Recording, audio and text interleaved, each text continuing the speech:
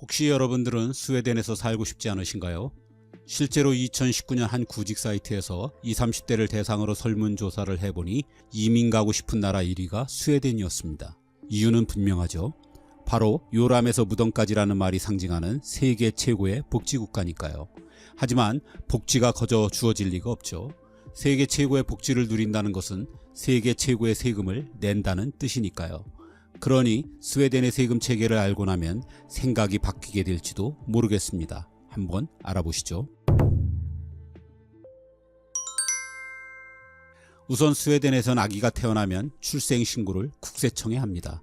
결혼과 사망신고도 마찬가지고요. 보통 관할구청이나 행정복지센터에서 하는 우리와는 무척 다르죠. 이게 무슨 뜻일까요? 스웨덴에선 국세청이 빅브라더입니다. 한 개인의 세금 납부 상황뿐 아니라 이사나 이직 등 태어나면서 죽을 때까지 거의 모든 것을 손바닥 들여다보듯 관리하죠.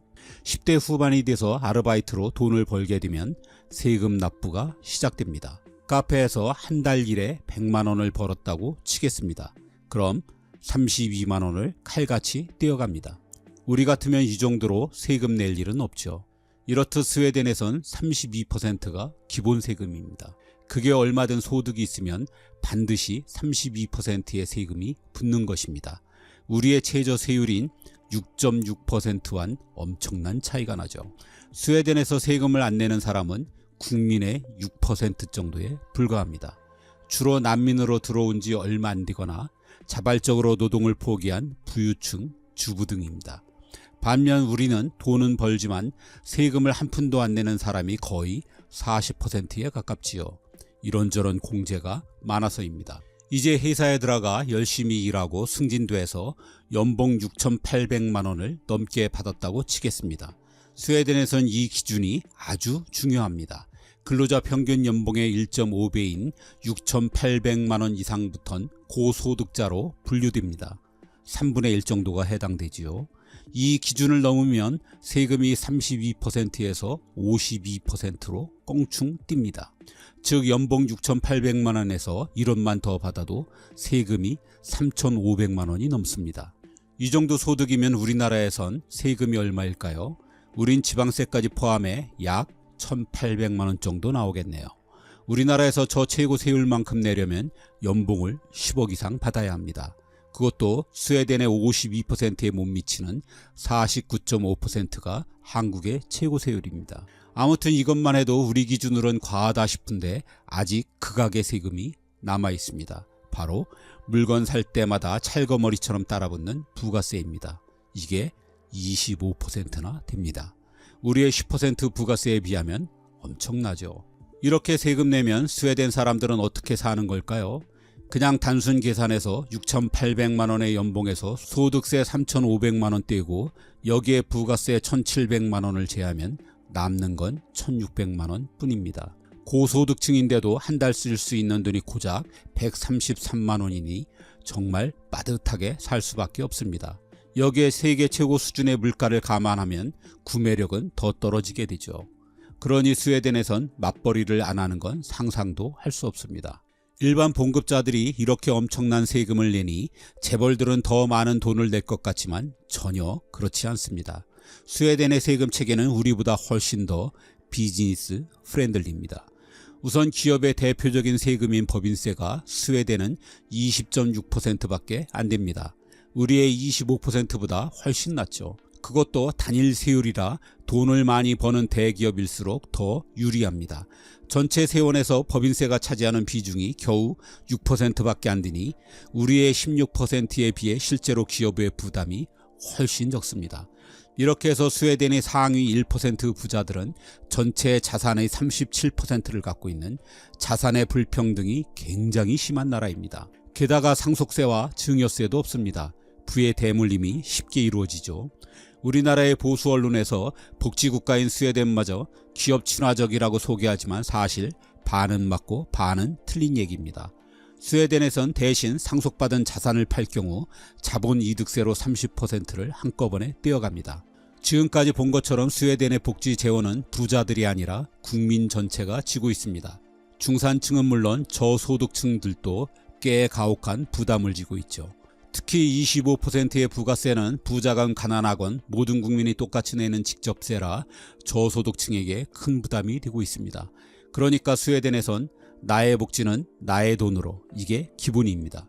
여기에 부족한 건 국가가 부의 분배 차원에서 일부 개입해 도와주는 것이죠. 이건 국민 대다수가 중산층이고 빈곤층은 일부이기 때문에 가능한 일입니다. 그럼 스웨덴 사람들은 이 무지막지한 세금에 불만이 없을까요? 놀랍게도 없습니다. 만족도 조사를 보면 늘 70~80%의 높은 지지를 받습니다. 스웨덴 사람들은 세금을 국가에 대한 투자 내지 저축이라고 생각합니다. 세금을 내는 대신 돌려받는 복지에 만족하기 때문입니다. 굵직한 것만 살펴보면 스웨덴 사람들은 유치원부터 대학까지 거의 무료로 교육을 받습니다. 대학에 가면 매달 40만 원이 넘는 용돈도 받지요. 의료복지도 막강해서 스웨덴에선 돈이 없어서 죽는 일은 없습니다. 병원비는 연간 15만 원, 약값은 30만 원 이상 내지 않습니다. 아무리 비싸도 암이건 뭐건 모두 국가가 부담합니다. 대신 의사 기다리다 죽을 수는 있습니다. 능력 있는 의사는 외국으로 다 떠났다는 얘기도 있고요. 은퇴를 하면 기존 급여의 절반 정도 되는 연금과 대부분이 드는 개인연금으로 노후도 안정되게 보낼 수 있습니다. 다만 평균 임금 인상률이 연 3% 정도다 보니 정년퇴직대가 되었다고 해서 임금이 엄청 높진 않습니다. 이 무렵이 되면 대개 한국의 월급이 더 많죠. 어쨌든 아무리 복지가 좋다고 해도 모두가 기꺼이 세금을 내는 것은 아니니 스웨덴 국세청은 탈세를 막기 위해 정말 살벌한 방법을 동원하기도 합니다. 스웨덴엔 매년 발간하는 세금 달력이라는 책이 있습니다. 마치 우리나라의 옛날 전화번호부처럼 생긴 책입니다. 3~4만 원 정도면 누구나 살 수 있죠. 여기에 18세 이상이면 정치인이든 연예인이든 예외 없이 그 사람에 관한 온갖 개인정보가 들어있습니다. 집 주소와 전화번호, 생년월일은 물론 이 사람이 얼마를 버는지, 차는 무엇을 타는지, 집은 몇 평인지, 얼마짜리 집에서 사는지, 결혼인지 동거인지까지도 공개됩니다. 내 옆을 지나는 람보르기니의 주인이 궁금하다면 그 사람 이름이 무엇인지, 재산이 얼마인지도 바로 알 수 있는 게 스웨덴입니다. 왜 이런 책을 발행할까요? 명목은 나와 비슷한 일을 하는 동료가 얼마를 받는지 파악해 연봉 협상에 활용하라는 것입니다. 하지만 스웨덴 사람들은 다 압니다. 상호 감시로 탈세를 막겠다는 것이지요. 그래서 스웨덴 국세청을 빅브라더라고 하는 것입니다. 이런 막대한 세금으로 인해 스웨덴에선 역전말로 홈런 같은 욕망을 갖는 게 거의 불가능합니다. 세금 내고 나면 저축할 돈도 없고 저축해봐야 이자도 세금으로 다 가져갑니다. 그래서 스웨덴에선 흔히 상속 외엔 부자 되는 방법이 없다고 합니다. 10%의 극단적인 부자와 90%의 서민과 중산층으로 계급이 고착화돼 완전히 다른 세계에 삽니다. 하지만 아무리 그래도 부자에 미련두는 사람들은 있게 마련이죠. 그럼 무엇으로 부자를 꿈꾸느냐? 바로 도박입니다. 북유럽 복지국가 모델의 실체를 조명한 채 행복한 나라의 불행한 사람들에 의하면 스웨덴의 성인 인구 중 3분의 2는 매주 혹은 매달 도박을 하거나 복권을 삽니다. TV엔 경마, 카지노 등 온갖 종류의 도박 광고가 넘쳐나고 연평균 도박 손실액도 매년 세계 최상위권입니다. 도박 외에 또 다른 재산 증식 수단으론 부동산 투자가 있습니다. 스웨덴에선 집값의 85%를 대출해주고 무려 140년간 갚게 합니다. 할아버지부터 손자까지 대를 이어 천천히 갚으라는 거죠. 그래서 너도 나도 집을 사다 보니 지금 스웨덴의 부동산 거품 수준은 세계 세 번째이고 주택담보대출로 인한 가계부채 비율도 전 세계에서 가장 높은 편에 속합니다. 52%의 최고 세율을 피하기 위해 승진을 거부하는 사람도 많은지라 기업의 활력이 떨어진다는 지적도 있습니다. 스웨덴의 세금과 복지를 한마디로 요약하면 부자는 포기해. 대신 절대로 가난하지 않게 해줄 게입니다. 즉 안정되지만 개천에 용나는 일이 없는 게 스웨덴 사회죠. 반면 우리는 한순간 빈곤의 나락으로 떨어지기도 하지만 누군가는 엄청난 성공을 거두어 부를 누립니다. 고부담 고복지냐 아니면 저부담 저복지냐의 논쟁은 바로 이런 상반된 상황에 대한 선택이기도 합니다. 여러분이라면 어느 쪽을 택하시겠습니까? 대다수가 평등한 스웨덴인지 아니면 개인의 욕망에 좀 더 충실한 한국인지 이 문제라면 전 결정장애가 생길 것 같습니다.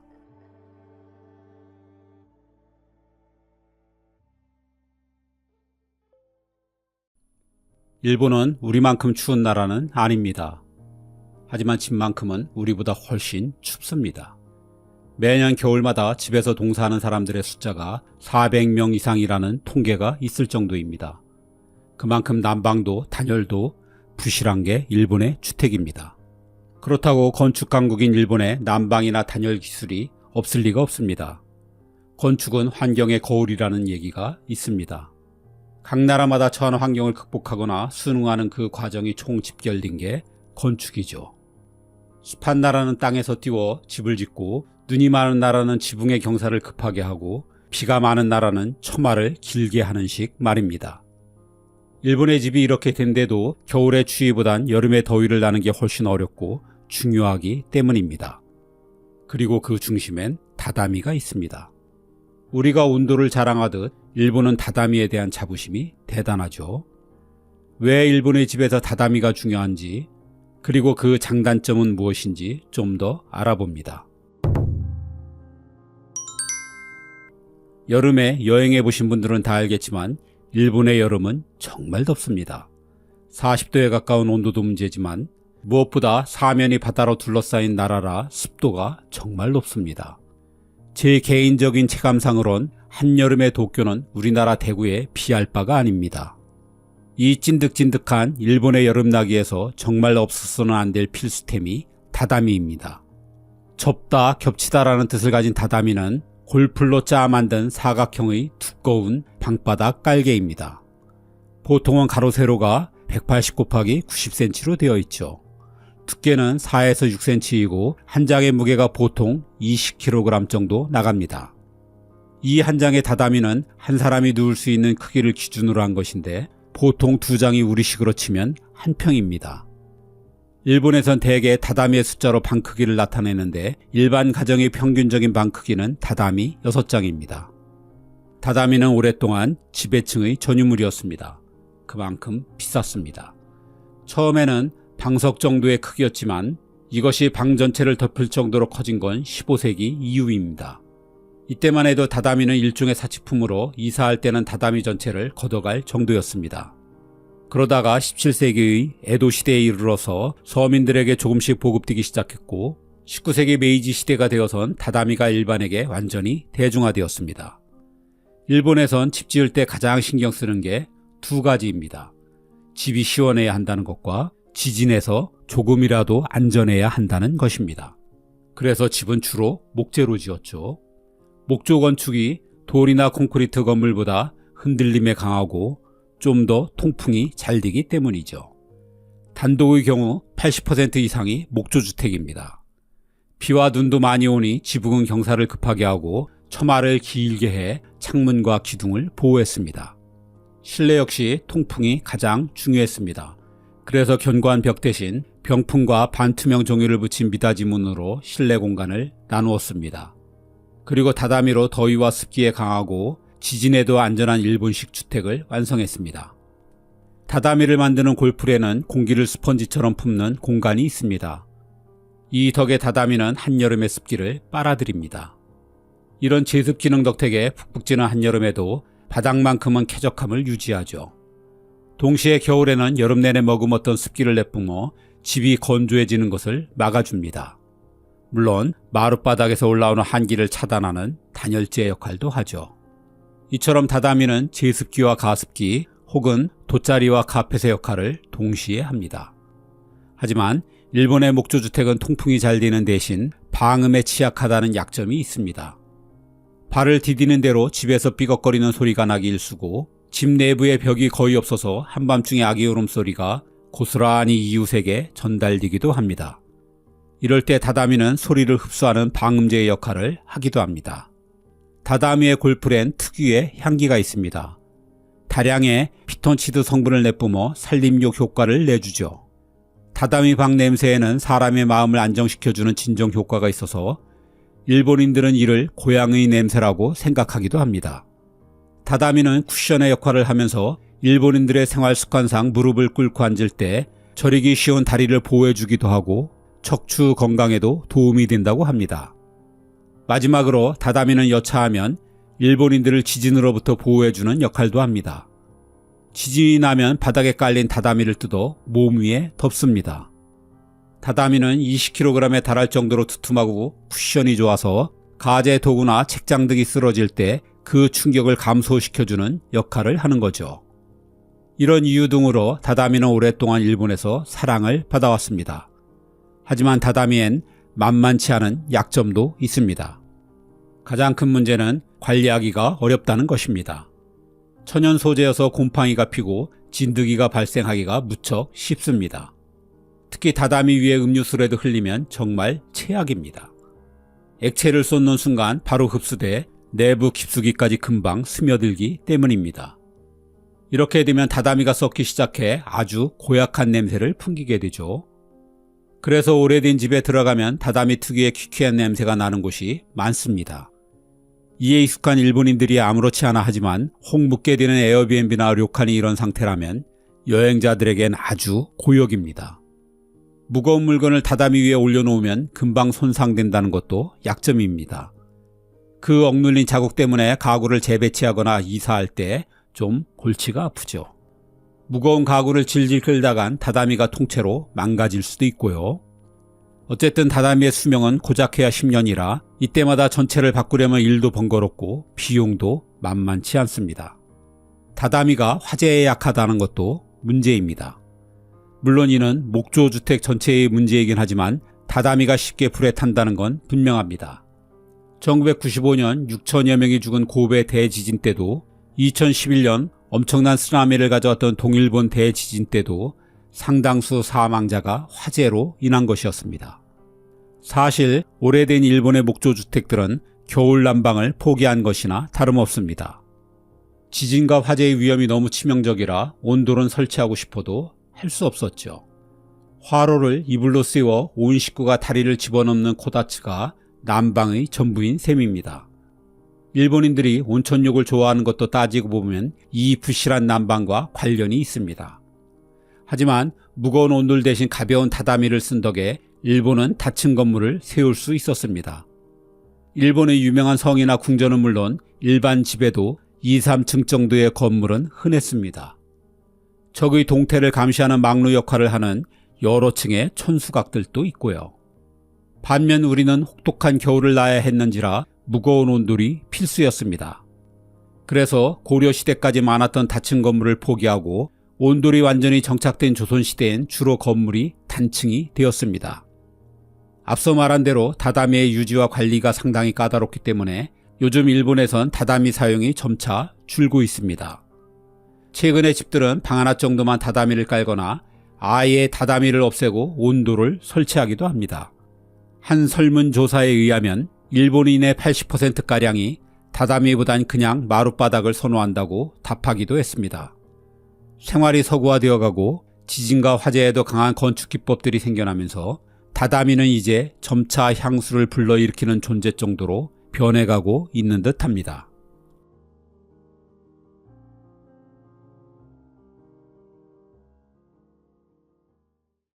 우리에 비해 일본인들의 체격이 왜소하다는 것은 그냥 한눈에 알 수 있습니다.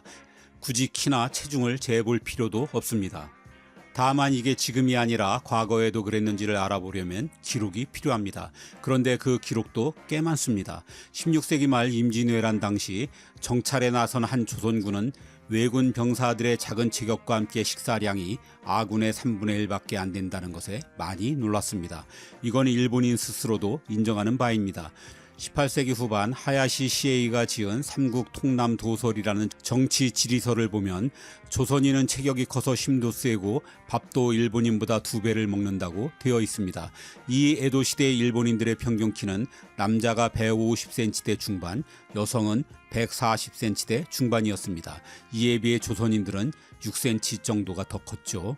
제3자인 서양인들의 눈을 빌려봐도 마찬가지입니다. 이 분야라면 이사벨라 버드 비숍 여사 말이 가장 유명합니다.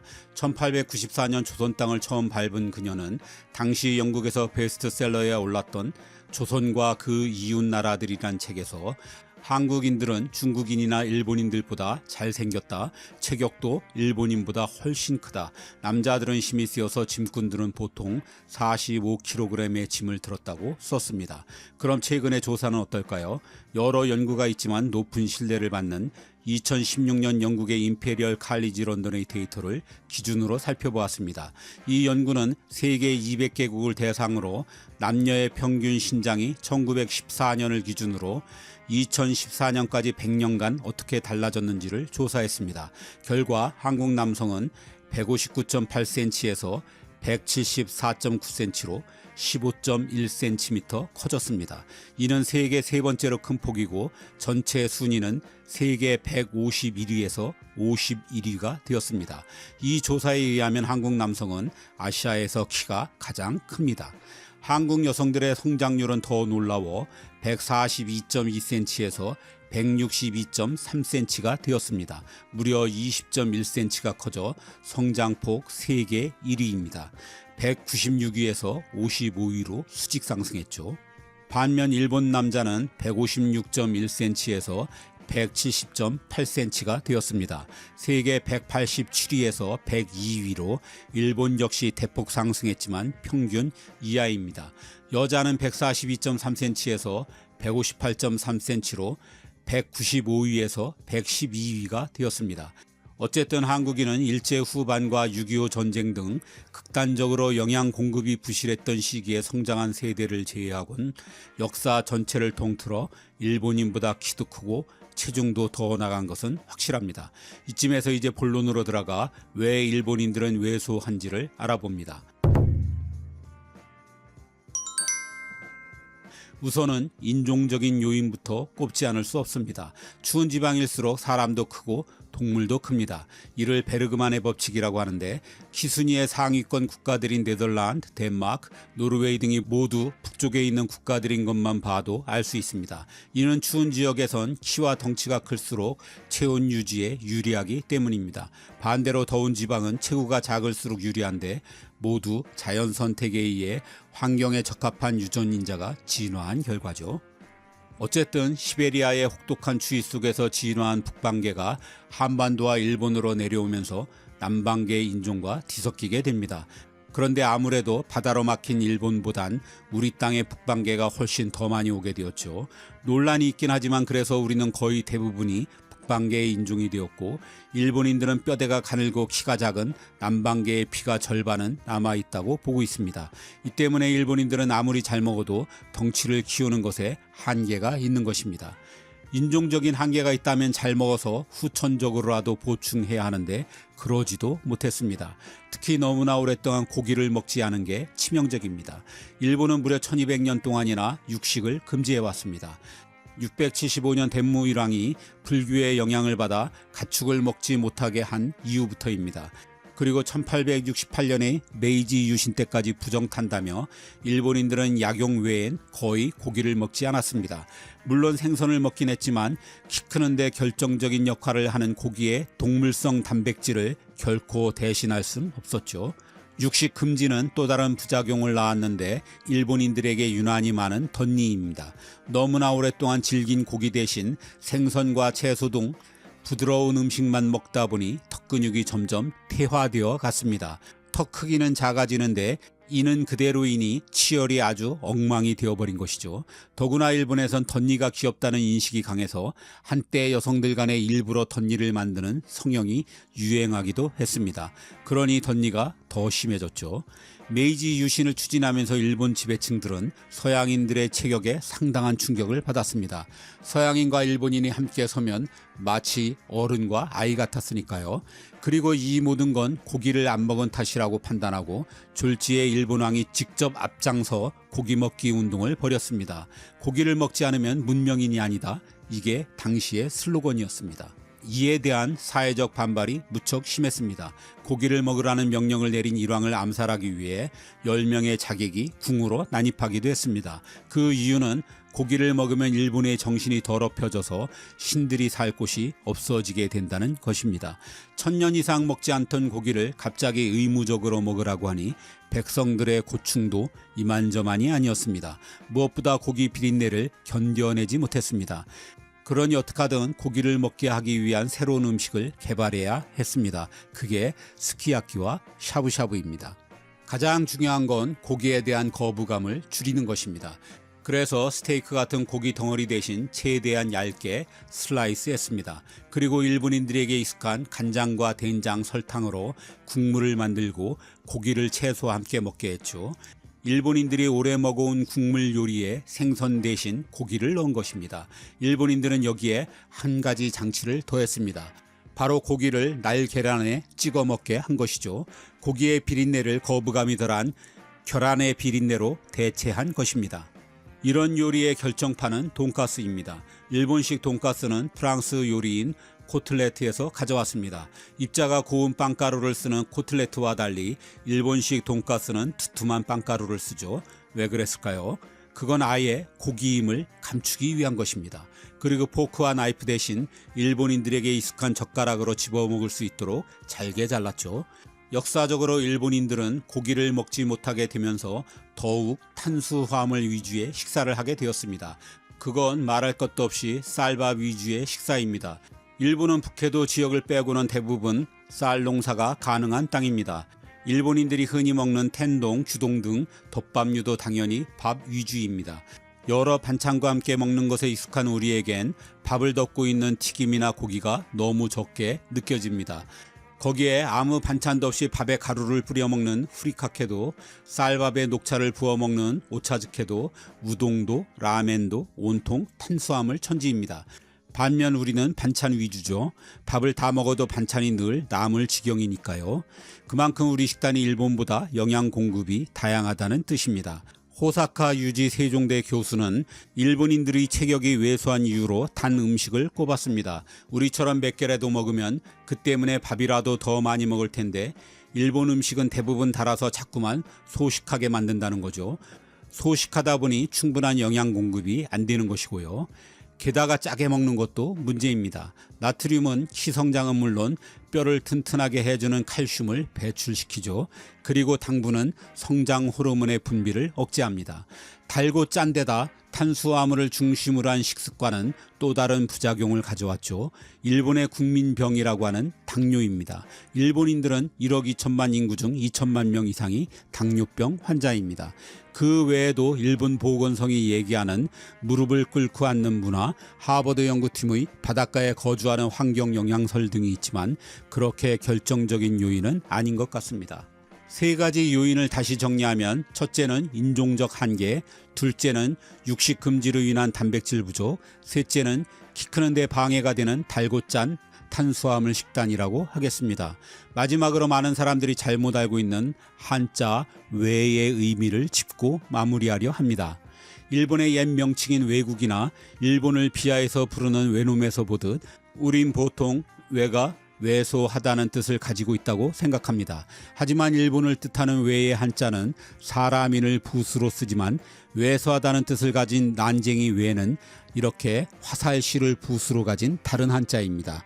외국이라는 명칭을 처음 사용한 건 중국인데 설문해자 같은 옛 사전에서도 외는 순종적이라는 뜻을 가질 뿐 왜소하다는 뜻은 없다고 합니다. 결국 이는 비슷하게 생긴 한자로 인한 오역인 것 같습니다.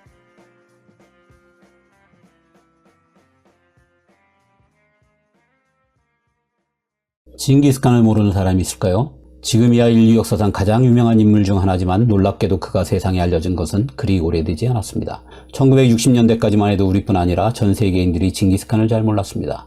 변변한 학술적 연구조차 거의 없었습니다. 고작해야 신화나 전설의 한 부분으로 그의 이름이 잠시 오를 뿐이었습니다. 사실상 전 세계에서 징기스칸은 금기어나 다름없었습니다. 마치 해리포터의 볼드모트처럼 그는 불러서는 안 되는 이름이었습니다. 이 때문에 징기스칸은 무려 800년간이나 역사의 무명시로 남아있어야 했습니다. 이번 영상은 왜 그런 일이 생겼는지에 관한 이야기입니다. 1162년 징기스칸이 몽골의 한 초원에서 태어났습니다. 모두 아는 것처럼 그 후 징기스칸은 파죽지세로 인류 역사상 가장 큰 나라인 몽골 제국을 만들어냅니다. 하지만 그 영광은 불과 200여 년밖에 가지 않았습니다. 몽골이 세운 원나라가 명나라에게 망하면서 그들은 다시 처음 일어난 초원으로 되돌아갔습니다. 하지만 몽골 제국이 끼친 파장은 전 세계적으로 엄청났습니다. 몽골이 서쪽으로 진격하면서 가장 먼저 피해를 본 곳은 당연히 중동의 이슬람 세력이었습니다. 몽골은 중동이 수백 년간 쌓아온 경제적, 문화적 토대를 뿌리채 뽑아버렸습니다. 중동은 이를 복구하는데 수백 년을 낭비해야 했습니다. 역사에 만약이란 게 없다지만 몽골의 침입이 없었더라면 서유럽이 중동을 추월하는 일도 없었을 것이라고 단언하는 학자들도 있습니다. 이슬람의 징기스칸은 그야말로 악마 그 자체였습니다. 그러니 중동에선 오랫동안 그 이름을 입에조차 올리지 않았습니다. 몽골의 후손인 중동의 하자르족은 그때의 원한으로 지금도 온갖 박해를 당하고 있습니다. 중동만큼은 아니지만 서유럽에게도 징기스칸은 깊이 인물이었습니다. 중동에서 전해진 악마가 보낸 군대 소문은 유럽 전역을 공포로 몰아넣었습니다. 5세기 동쪽에서 갑자기 나타난 훈족의 악몽 때문입니다. 당시 유럽의 최강 군대인 폴란드와 헝가리, 여기에 신성 로마 제국의 기사단까지 최정예가 몽골과 맞섰습니다. 하지만 힘 한번 제대로 써보지 못하고 대패했습니다. 몽골군이 칸의 추대 문제로 갑자기 철군하지 않았더라면 서유럽도 분명 정복당했을 것입니다. 더 이상 유럽을 지킬 변변한 군대가 남아있지 않았기 때문입니다. 어쨌든 서유럽도 이 굴욕을 두 번 다시 떠올리고 싶어하지 않았습니다. 그래서 그 오랫동안 징기스칸은 유럽에서도 잊힌 이름이 되었습니다. 징기스칸에게 가장 혹독하게 당한 곳은 러시아입니다. 전쟁 중에 대량 학살을 당했고 포로들은 노예로 팔려나갔습니다. 도시가 파괴되면서 교역과 수공업의 기반이 완전히 무너져 러시아는 농업국가로 전락하였습니다. 이 와중에 몽골에 바칠 곡물을 마련하느라 수많은 사람들이 굶어 죽었습니다. 이런 일을 당한 게 거의 300년간입니다. 당시 서유럽과 대등한 지위를 누리던 러시아를 유럽에서 가장 뒤떨어진 후진국으로 만든 게 바로 몽골인 것입니다. 이 두 나라는 수백 년 후 얄궂게도 다시 역사적으로 뒤엉키게 됩니다. 그때는 지배와 피지배의 관계가 완전히 뒤집히게 됩니다. 사실 징기스칸이 800년간이나 역사의 무명시가 된 데는 러시아의 역할이 가장 결정적입니다. 그 이야기는 이해관계상 뒤쪽에서 다시 하기로 하고 먼저 중국 입장부터 알아봅니다. 14세기 중반 원나라가 명나라에 멸망하면서 몽골 제국이 무너졌지만 그렇다고 이 대제국이 그냥 사라질 리는 없습니다. 몽골은 그 후에도 무던히 제국 재건에 나섭니다. 한때 명나라 황제를 포로로 잡은 적도 있고 수도인 북경을 포위 공격한 적도 있습니다. 17세기에 중국을 차지한 청나라 역시 몽골을 꺾기 위해 무려 80년간이나 전쟁을 해야 했습니다. 몽골의 저항이 지긋지긋했던 청나라는 우선 징기스칸 직계부터 모두 죽였습니다. 그리고 그의 이름을 말하는 자는 그 자리에서 처형했습니다. 몽골 재건의 중심축에는 늘 징기스칸이 있었기 때문에 그 싹을 아예 자르려 했던 것입니다. 그래서 중국에서도 징기스칸의 이름이 사라졌습니다. 청나라에 의해 내몽골과 외몽골로 찢긴 몽골은 외몽골만이라도 독립하기 위해 했었지만 번번이 중국에 의해 좌절되었습니다. 유일한 방법은 공산화된 소련의 지원뿐이었습니다.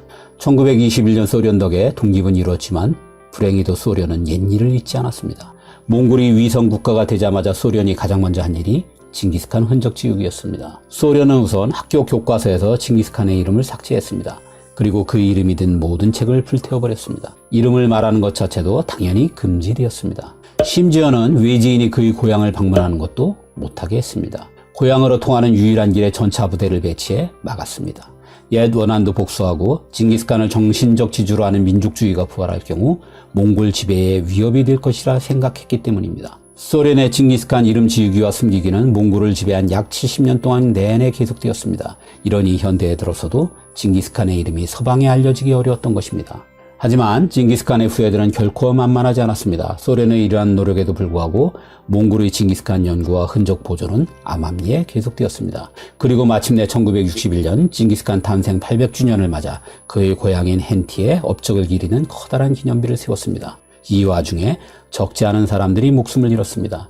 하지만 몽골의 친소파 허수아비 정치인들에게도 징기스칸만큼은 양보할 수 없는 자존심이었습니다.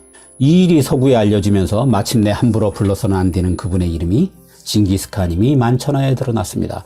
역사의 무명시였던 이 불세출의 영웅이 자신의 이름을 되찾은 것이지요. 그리고 이후 팍스 몽골리카의 현대판인 팍스 아메리카를 꿈꾸는 미국의 주도로 전 세계에 징기스칸 열풍이 불기 시작했습니다. 숨기기에 그 이름은 너무 컸던 것입니다. 그렇다고 징기스칸이 행복해할지는 모르겠습니다. 다시 태어난다면 평범한 사람으로 평범한 게르에서 살다 평범하게 늙어 죽고 싶다는 말을 남겼기 때문입니다. 하지만 그러기엔 그가 이뤄놓은 일들이 너무 많습니다. 그에게 당한 사람들과 나라들도 너무 많습니다. 그러니 징기스칸의 바람은 800년간 무명시로 있었던 것만으로도 충분하다는 생각이 듭니다. 공자께서 말씀하시길 무릇 군자라면 부엌을 멀리하라고 했습니다. 이후 중국에선 오랫동안 남주 외 여주 내로 남녀의 역할을 구분지었습니다. 남자는 밖에서 일하고 여자는 안에서 살림하라는 전형적인 유교 문화지요. 하지만 오늘날 공자가 태어난 산동성의 남자들은 부엌에서 가장 많이 밥을 하는 중국인 중 하나입니다. 얼마나 많은 남자가 퇴근 후 아내 대신 요리를 하는지에 관한 통계는 없습니다. 중국은 땅이 워낙 넓고 인구도 많다 보니 당연히 지역에 따라 문화와 풍습이 무척 다릅니다. 중국 동북 삼성인 흑룡강성, 길림성, 요녕성의 남자들은 절대 부엌에 안 가는 것으로 유명하죠. 척박한 환경 탓인지 마초들이 많다고 합니다. 돈이 많다고 소문난 중국 남부의 광동성 남자들도 집에서 요리를 잘 하지 않는다고 하고요. 반면 상해와 우한에선 여자들이 부엌에 가지 않는 걸로 유명합니다. 시골보단 대도시일수록 남자들이 요리하는 가정이 많아 70% 정도는 될 것이란 얘기도 있지만 공식 통계는 아닙니다. 홍콩이나 대만도 비슷한 분위기이고요. 성별에 따른 하루 가사노동 평균 시간에 관한 통계는 있습니다. 2018년 조사에 의하면 중국의 여성들은 하루 166분, 남성은 110분 동안 집안일을 합니다. 얼핏 짧아 보일지 모르지만 중국 도시 여성의 90% 이상이 직장을 갖고 있으며 아침과 점심 식사는 주로 밖에서 해결한다는 점을 감안해야 합니다. 어쨌든 저 통계에서 남성보다 여성의 가사 노동 시간이 긴 것은 저녁밥 하기를 제외한 나머지, 즉 설거지, 아이 돌보기 등은 모두 여성들이 맡기 때문입니다. 밥을 하지 않을 뿐 여자들이 그냥 노는 건 아니라는 얘기죠. 또 중국 남성의 가사 노동 시간은 한국 남성의 45분에 비해 2배 이상 깁니다. 그만큼 중국 남자가 한국 남자보다 요리를 포함해 훨씬 더 많이 집안일을 한다는 건 확실합니다. 이제 왜 중국 남자들이 공자의 오랜 가르침을 벗어나 직접 요리를 하게 되었는지 알아봅니다. 우선 이런 풍조가 정착된 건 그리 오래된 일이 아닙니다. 기본적으로 이건 여성들이 사회생활을 하면서 생긴 현상입니다. 전적으로 상징되는 중국 여성들의 낮은 사회적 지위에 변화가 온 것은 사실상 공산혁명 덕입니다. 당시 모택동은 여성은 하늘의 반을 떠받친다는 이 유명한 구호를 내세워 여성을 가정에서 끌어냈습니다. 하지만 구호만 요란했을 뿐 실제적인 여성 해방은 없었죠. 그러다가 1966년부터 10년간 중국은 문화 대혁명이라는 대혼란기에 들어갑니다. 모택동의 권력욕에서 비롯된 문화 대혁명은 다른 나라에선 유례를 찾기 힘든 대참사를 가져왔습니다. 옛것은 모조리 숙청하라, 심지어 너희들의 부모들까지 라는 슬로건하에 수없이 많은 전통 문화가 파괴되고 수없이 많은 사람들이 모욕을 당하며 죽었습니다. 그런데 아이러니하게도 중국인조차 최악의 흑역사라는 이 문화 대혁명이 중국 여성의 지위를 획기적으로 높여주었습니다. 모택동은 어린 학생들과 함께 여성들을 이 혁명의 전면에 내세웠습니다. 왜 그랬을까요? 전통적인 가부장 제도와 남존여비는 타도해야 할 봉건잔재의 전형이었기 때문입니다. 그러니 피해자들인 여성이 앞장서 그 구습을 깨부수라고 선동한 것이죠. 졸지에 기득권이 된 남성들은 남녀 평등에 어긋나는 행동이나 말을 할 경우 봉건적인 가치관을 가졌다 하여 수용소에 보내졌습니다. 사실 이게 무서워 남자들이 조금씩 밥을 하게 되었죠. 그리고 이 여성들은 10년의 문화 대혁명이 끝난 후 집단 농장과 산업 현장으로 내몰렸습니다. 남녀 평등으로 포장돼 중국 여성들의 사회생활이 이렇게 시작되었죠.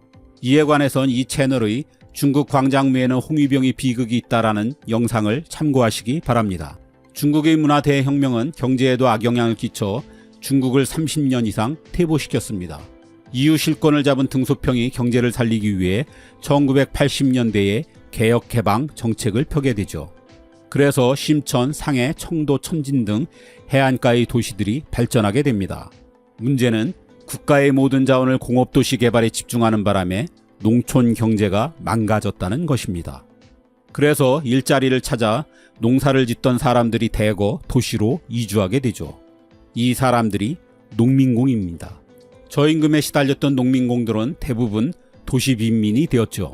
도저히 혼자 벌어서는 아이들을 교육시키는 것도 고향의 노부모님들에게 돈을 보내는 것도 불가능했습니다. 생계를 위해 이제 아내가 직업을 갖는 것은 선택이 아니라 필수가 되었습니다. 원래 농촌 출신 남자들은 오랜 전통의 영향으로 무척 보수적이죠. 밥을 하기는커녕 집에서 청소조차 하지 않는 사람들이었습니다. 하지만 경제적인 압박 속에서 남자들은 타협하기 시작했습니다. 아내가 일하러 나가는 대신 가사를 분담하기로 한 거죠. 이 중엔 저녁밥 하기도 포함되어 있고요. 현실적인 삶이 무게타시기는 하지만 어쨌든 이렇게 해서 중국 남자들이 부엌에 드나드는 것은 점차 자연스러워져 갔습니다. 그리고 조금씩 여러 계층과 지역으로 확산되었죠. 이렇게 분위기가 익어가는 가운데 극단적인 성비 불균형이 더 많은 남자가 집에서 요리를 할 수밖에 없도록 만들었습니다. 중국은 개혁개방 정책과 거의 동시에 일가구 일자녀 정책도 밀어붙였습니다. 한마디로 사람이 너무 많아 먹고 살기 힘드니 인구 증가라도 막자는 것이죠. 하지만 중국의 오랜 남아 선호 사상을 무시한 이 인위적인 정책은 생각지 못한 부작용을 낳았습니다. 딸일 경우 낙태를 하거나 내다버리는 일이 비일비재했고 심지어는 죽이기도 했죠. 이렇게 되자 살아남은 여성들은 아주 귀하신 몸이 되었습니다. 엄청난 남초 현상이 만들어진 것이죠. 남녀 성비는 보통 여아 100명당 남아 105명의 비율일 때 가장 이상적인 것으로 봅니다. 중국은 어땠을까요? 2007년의 중국 통계를 보면 남녀 출생 비율이 여아 100명당 남아 120명입니다. 2019년의 15세 이상 미혼 남녀만을 떼어놓고 보면 이 문제가 얼마나 심각한지 더욱 실감하게 됩니다. 무려 여성 100명당 남성 153명입니다. 짝을 지으려면 여성 100명을 놓고 남성 153명이 경쟁해야 하는 거죠. 그래서 중국에선 남자가 결혼하려면 지참금을 내야 합니다. 대도시는 덜하지만 중소도시나 농촌에선 흔한 일이죠. 이뿐 아니라 집과 자동차를 포함한 소위 빅3를 요구받기도 합니다. 돈이 없어 결혼하지 못한 남자를 중국에선 셩난이라고 부릅니다. 남겨진 남자라는 뜻이지요. 이 남겨진 남자가 2019년 기준으로 4,400만 명입니다. 거의 우리나라 인구만큼이죠. 하는 김에 북한 성비 얘기도 해보죠. 최근 자료에 의하면 북한은 중국과 반대로 여성 100명당 남성이 80명 뿐입니다. 아마 세계에서 가장 낮은 비율일 것입니다. 6.25 전쟁의 영향도 남아있을 테고 군 복무 10년 같은 남자로서 살기 힘든 환경 때문이기도 할 것입니다. 북한에선 중국과 반대로 남자를 두고 여자들이 경쟁해야 하니 가정에서 남자들의 발언권이 쓰인 경우가 상당히 많죠. 다시 본론으로 돌아와 적은 여성을 두고 치열한 경쟁을 해야 하는 중국 남자들은 매력 발산을 위해 뭐라도 해야 하는 처지가 되었습니다. 물론 남보다 더 많은 지참금, 더 좋은 차, 더 큰 집으로 여자들을 유혹하면 좋겠지만 많은 남자에겐 불가능한 얘기죠. 그래서 등장한 게 요리입니다. 중국 음식이 기름진 이유라는 영상에서 말씀드린 것처럼 중국에선 물이 좋지 않아 기름에 튀기는 음식이 발전했죠.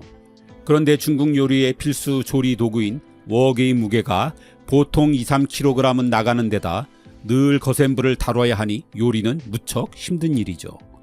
그러니 식사를 맡아주는, 게다가 요리까지 잘하는 남자라면 결혼하기에 충분히 매력적인 조건이 된 거지요. 농민공 문제가 요리를 기혼의 남자층에게 퍼뜨렸다면 극단적인 남초 현상은 요리를 결혼 정년기의 젊은 남성층에게까지 확대시킨 계기가 되었습니다. 그래서 오늘날 중국에선 우리와 달리 집밥하면 엄마가 해준 밥이 아니라 아빠가 해준 밥이 되었죠.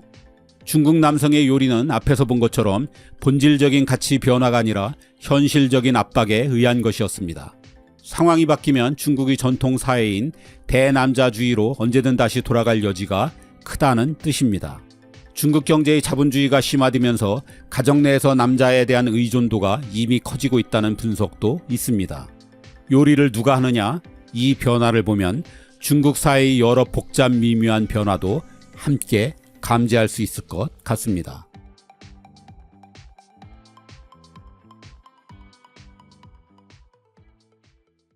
중국을 나타내는 말 중에 지대물박이 있습니다. 땅은 넓고 산물은 많다는 뜻이지요. 그 중엔 온갖 식재료도 있습니다. 이를 바탕으로 중국은 수천 년간 정말 다양한 요리를 발전시켜 왔습니다. 중국인들이 가장 좋아하는 돼지고기 요리만 해도 1500종이 넘습니다. 그중 송나라 시인 소동파가 만들었다는 동파육과 모택동이 즐겼다는 홍소육이 유명하지요. 그럼 중국 요리는 총 몇 가지나 될까요? 그건 아무도 모릅니다. 누군 8,000가지라고 하고 누군 10만 가지는 될 거라고 합니다.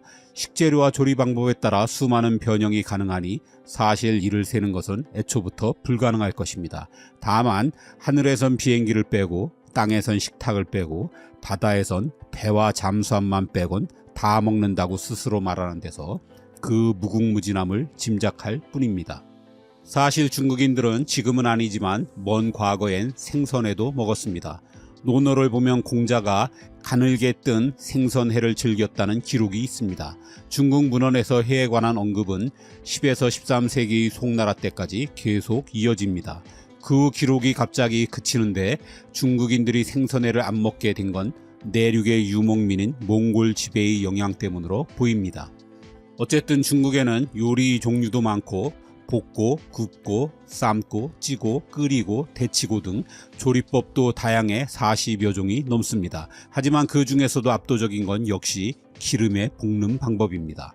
우리가 흔히 먹는 한국식 중화요리인 짜장면이나 짬뽕, 탕수육도 기본은 기름입니다. 중국에서 먹는 중국 요리도 마찬가지여서 음식을 다 먹고 나면 10중 8구는 그릇바닥에 기름이 흥건히 고인 걸 보게 됩니다.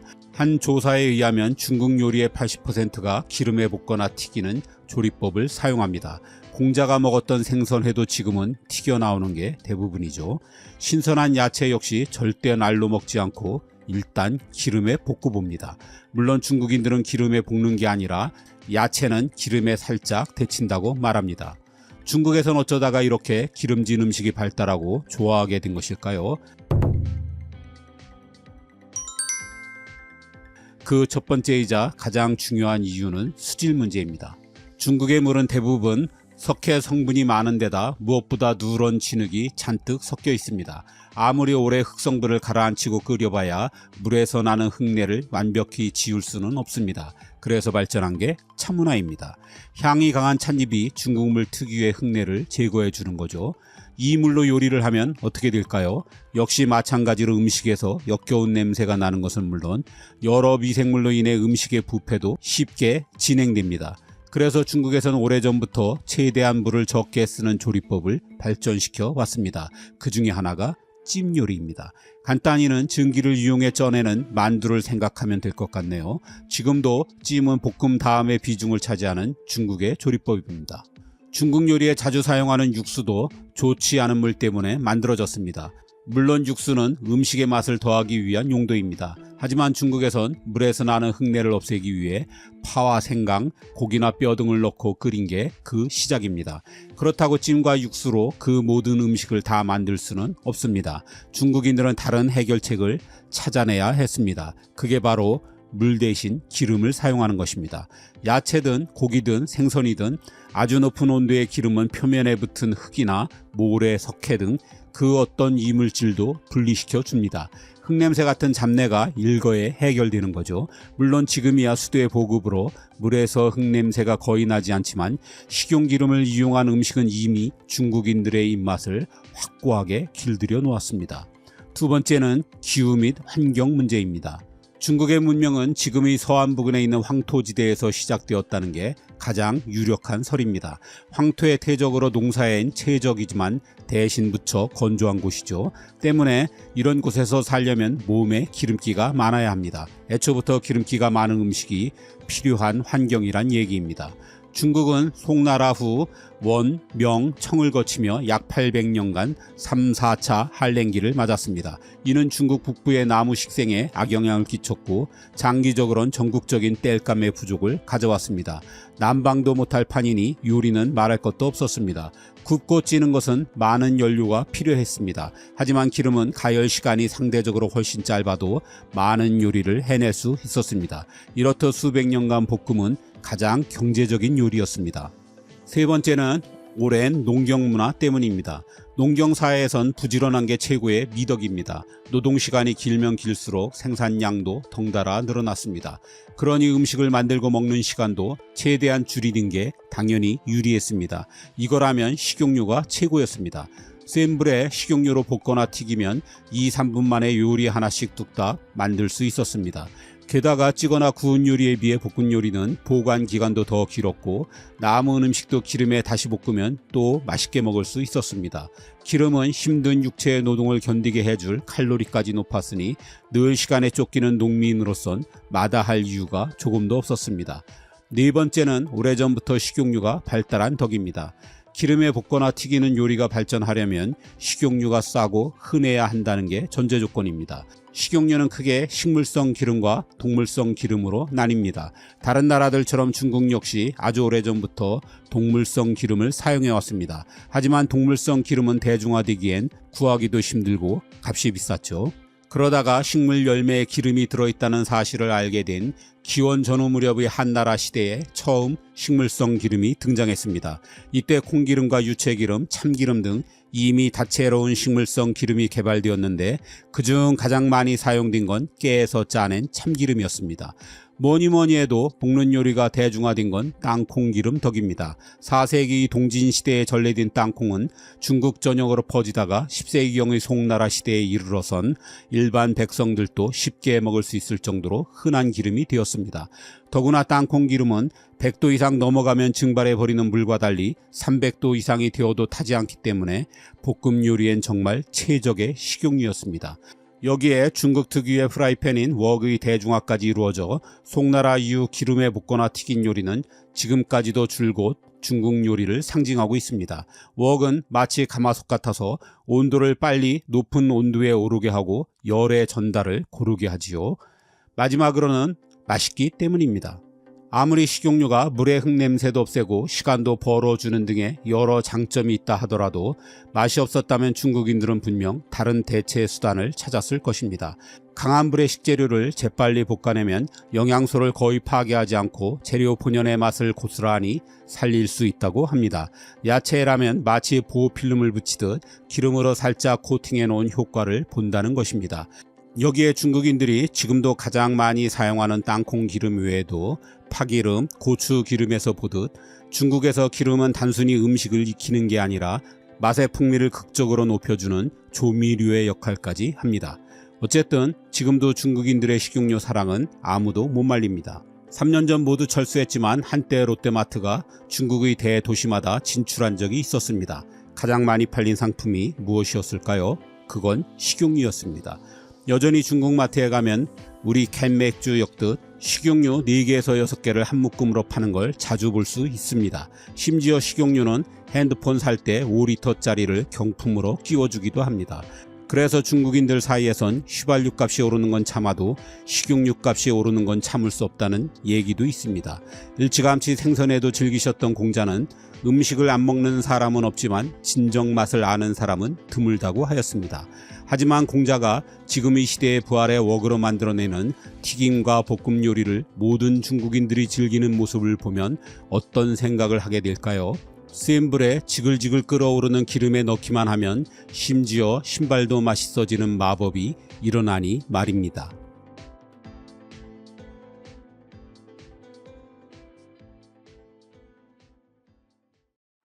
웍은 중국 요리의 아이콘 같은 존재입니다. 요리사가 이 육중한 도구를 자유자재로 다루며 불맛을 입히는 걸 보면 정말 식욕이 안 당길 수가 없죠. 그런데 중국만 쓰는 건 아닙니다. 태국의 볶음국수인 팟타이나 인도네시아의 볶음밥인 나시고랭을 만드는 것도 웍입니다. 이렇듯 베트남, 필리핀, 말레이시아 등 동남아에서도 웍은 요리의 필수 도구입니다. 동남아만큼 쓰진 않아도 인도 남부와 일본까지 웍은 아시아 동쪽에선 정말 광범위하게 사용 중입니다. 왜 그런 건지, 그런데 한국은 왜 예외인지 등을 알아봅니다. 웍은 보통 두 가지로 나뉩니다. 하나는 우리가 가장 흔히 보는 웍인 북경식입니다. 한쪽에 긴 손잡이가 달린 게 특징이죠. 웍을 민첩하게 다룰 수 있어 섬세한 불 조절이 필요한 요리에 적합하다는 평가입니다. 다른 하나는 광동식입니다. 긴 손잡이 대신 양쪽에 고리 모양의 손잡이가 달려 있습니다. 무엇보다 요리를 대량으로 할 때 장점이 크다는데 웍의 오리지널이 광동식입니다. 하나가 더 있다면 일본식입니다. 일본식은 볶음보단 조림과 굽기가 중요한 일본 음식에 맞춰 바닥이 둥근 중국식과 달리 넓적한 게 특징입니다. 웍은 약 2000년 전의 중국 한나라 때 처음 만들어졌다고 합니다. 한나라 왕조의 한 무덤에서 웍의 기원으로 보이는 도자기 용기와 조리용 난로가 발견되었죠. 중국을 처음 통일한 진나라 이후 중국에선 평균 65년마다 한 번씩 왕조가 바뀌었습니다. 이때마다 전란을 피해 중국을 빠져나간 사람들이 필리핀, 태국, 말레이시아, 인도네시아 등의 동남아시아 국가들로 퍼져나갔습니다. 이 중 중국 남부의 광동성 출신이 절반이나 되었는데 이들이 조리 기구인 웍을 함께 가지고 나가면서 동남아로 전해졌다는 거죠. 19세기 미국의 금광으로 일하러 간 광동성 출신들도 이 솥을 가지고 갔습니다. 그렇게 돼서 광동에서 부르던 웍이란 이름이 세계적으로 널리 알려지게 되었습니다. 하지만 최근의 연구는 조금 다릅니다. 중국에서 처음 만든 게 아니라 여러 지역에서 동시다발적으로 발명되었을 가능성이 크다는 것입니다. 인도, 태국, 라오스, 캄보디아, 말레이시아 등에서 이름이 다르지만 웍과 비슷한 모양의 오랜 팬이 잇따라 발견되었기 때문입니다. 그래서 요즘에는 오히려 이 지역의 팬이 몽골 유목민을 거쳐 중국에 들어온 것이 아닌가 보기도 합니다. 원조가 누가 되었던 웍이 이 지역에서 널리 쓰이게 된 건 고온다습한 기후 조건과 가장 큰 관련이 있습니다. 높은 온도와 습도라는 자연환경의 산물인 거죠. 이런 기후는 벼농사에 가장 이상적입니다. 그런데 벼농사는 많은 노동력이 필요합니다. 모내기와 추수도 그렇지만 무엇보다 논해불을 대기 위한 치수 및 관계 사업에 정말 많은 인원을 동원해야 하죠. 더운 날씨에 이 많은 사람을 먹이려면 최대한 빠른 시간에 최대한 많은 양의 요리를 마쳐야 합니다. 웍의 장점이 바로 이런 거죠. 웍은 크기도 큰데다 보기와 달리 두께가 얇아 열 전달이 굉장히 빠른 도구입니다. 게다가 둘레가 높게 경사진 덕에 열을 가둘 수 있어서 조리 시간을 대폭 줄일 수 있죠. 풍부한 쌀로 많은 양의 볶음밥을 한꺼번에 만드는데 이보다 효율적인 조리 도구를 찾기는 어려울 것입니다. 이 인간 세상에서 가장 중요한 곡식 두 가지를 꼽으라면 그건 당연히 쌀과 밀입니다. 이 중 쌀은 밀보다 3배 이상 인구 부양 능력이 높을 정도로 영양이 뛰어납니다. 하지만 미네랄과 비타민 등이 충분치 않아 쌀밥을 주식으로 하는 문화권에선 이를 보충하기 위한 반찬이 발달하게 되었습니다. 웍은 여러 반찬을 만드는데도 최고였습니다. 웍의 높은 열을 이용해 여러 식재료를 재빨리 볶아내면 재료 본연의 질감과 맛, 영양가를 해치지 않고도 맛있는 요리를 뚝딱 해낼 수 있었습니다. 게다가 웍 하나만 있으면 어떤 재료도 볶아낼 수 있고 그 외 찜, 튀김, 조림, 훈제 등 못하는 요리가 없을 정도로 만능이니 벼농사 문화권 곳곳에 웍이 쉽게 자리하게 된 것입니다. 이 못지않게 중요한 게 경제적인 효율성입니다. 한나라 때만 해도 기름은 무척 귀했습니다. 중국에서 일반 백성들도 기름을 풍족하게 사용할 수 있었던 건 그로부터 1000년이 더 지난 송나라 때부터입니다. 동남아의 사정도 마찬가지였습니다. 길이 잘 든 웍은 몇 방울의 기름만으로도 여러 요리를 해낼 수 있었습니다. 더 빠른 조리를 위해 고기나 채소를 잘게 썰어 사용했기 때문에 기름을 더 아낄 수 있었죠. 연료도 문제였습니다. 음식을 익히기 위한 연료는 사실상 장작과 숯뿐이었습니다. 평야가 많은 농경지대에 나무가 늘 부족해 장작값이 굉장히 비쌌습니다. 산이 많은 중국의 북쪽에서도 송나라 이후 약 800년간 한랭기에 접어들었기 때문에 전국적으로 땔감이 부족했습니다. 돼지고기나 닭고기를 구워 먹는다는 건 큰 부잣집에서나 가능했죠. 하지만 웍은 나무가 적어도 쉽게 달굴 수 있어서 무척 경제적이었습니다. 사실 중국이나 동남아에선 오랫동안 많은 사람이 집에 번듯한 부엌을 가질 형편이 아니었습니다. 이런 열악한 환경에서 웍은 야외 어디든 쉽게 가지고 다니며 사용할 수 있었고 워낙 튼튼해 평생 쓸 수도 있었으며 웍 하나만으로 수많은 요리를 할 수 있으니 여러모로 경제적이라 할 수 있었습니다. 마지막으론 위생 문제가 있습니다. 열대기후에선 음식물의 부패가 쉽게 일어납니다. 따라서 식재료는 신선할 때 최대한 빨리 요리해야 합니다. 게다가 수질도 좋지 않습니다. 석회 성분도 많고 무엇보다 물에 섞인 진흙이 음식물 부패를 가속시켰습니다. 그런데 순식간에 고온에 이르는 웍은 채소와 고기 같은 식재료와 요리에 사용되는 물까지 살균시킵니다. 웍의 주용도인 볶음은 물을 거의 사용하지 않아 더 안전하지요. 이런 점 또한 웍이 이 지역에서 널리 쓰이게 된 한 요인이 되었습니다. 그런데 같은 벼농사 전통을 가졌음에도 한국에선 왜 웍을 사용하지 않았을까요? 이것도 날씨로 설명할 수 있습니다. 한국은 중국 남부나 동남아와 달리 긴 겨울이 있습니다. 그 외 계절도 훨씬 덜 고온다습하기도 하고요. 그래서 빠른 조리보다 긴 저장이 더 중요했습니다. 김장, 젓갈, 된장, 고추장 같은 발효식품이 발전하게 되었죠. 한국에도 볶음 요리가 있지만 중국이나 동남아만큼의 비중은 절대 아니죠. 음식할 때 기름도 적게 사용하니 고열이 강점인 웍의 필요성은 자연히 떨어졌습니다.